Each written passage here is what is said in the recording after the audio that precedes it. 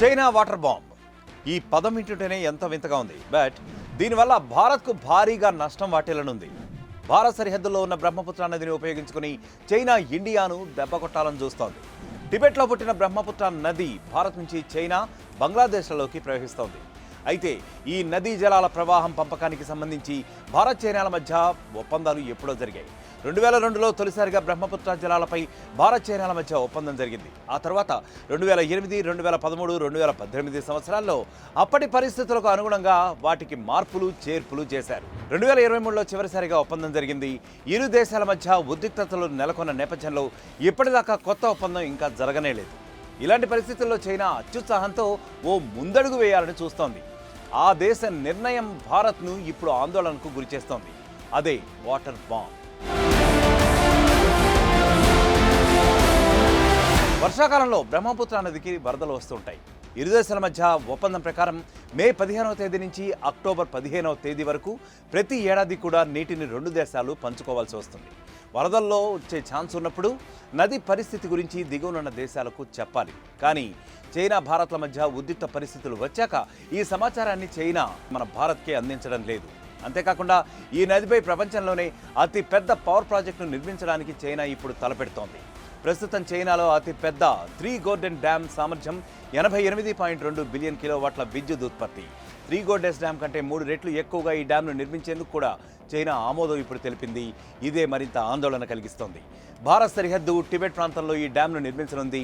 మొత్తం $137 బిలియన్ ప్రపంచంలోనే అతిపెద్ద ఇన్ఫ్రా ప్రాజెక్టుగా ఈ డ్యామ్ నిలుస్తుందని చైనా అధికారులు, నిర్మాణకర్తలు కూడా చెప్తున్న సందర్భం ఉంది. అయితే దీనికి సంబంధించి చైనా పవర్ కన్స్ట్రక్షన్ కార్పొరేషన్ 2020వ సంవత్సరంలోనే ఓ కీలక విషయం కూడా బయటపెట్టింది. అదే ఇప్పుడు మరింతగా ఆందోళన కలిగిస్తోంది. ఈ ప్రాజెక్టు విద్యుత్ ఉత్పత్తి సామర్థ్యం 300 బిలియన్ కిలోవాట్లని ఇప్పుడు అంచనా వేస్తోంది చైనా. హిమాలయాల్లోని బ్రహ్మపుత్ర నది యూటర్న్ తీసుకుని అరుణాచల్ ప్రదేశ్, అసోం రాష్ట్రాల గుండా బంగ్లాదేశ్లోకి ప్రవేశిస్తుంది.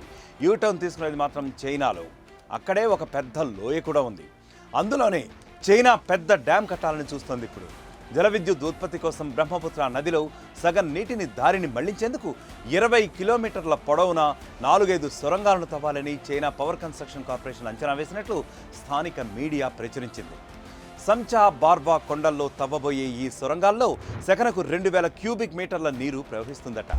ఈ ప్రాజెక్టు కేవలం పవర్ ప్రాజెక్టు డ్యామ్ మాత్రమే కాదని, పర్యావరణ, చైనా జాతీయ భద్రతలకు, అలాగే ప్రజల జీవన ప్రమాణాలను కూడా పెంచేందుకు సంబంధించిన ప్రాజెక్ట్ అని చైనా పవర్ కన్స్ట్రక్షన్ కంపెనీ గత చైర్మన్ ఎవరైతే ఉన్నారో యాన్ జియాంగ్ ఆయన తెలపడం జరిగింది మీడియాతో. ఈ ప్రాజెక్టు పూర్తయితే భారత్కు భారీగా నష్టం వాటిల్లనుంది. దాన్నే వాటర్ బాంబ్గా చైనా ఉపయోగించుకోవాలని ఇప్పుడు చూస్తోంది.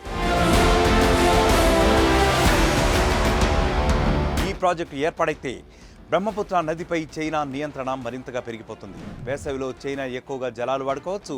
దీనివల్ల అసోం, అరుణాచల్ ప్రదేశ్ రాష్ట్రాల్లో నీటి సంక్షోభం వచ్చే ప్రమాదం ఉందని నిపుణులు హెచ్చరిస్తున్నారు.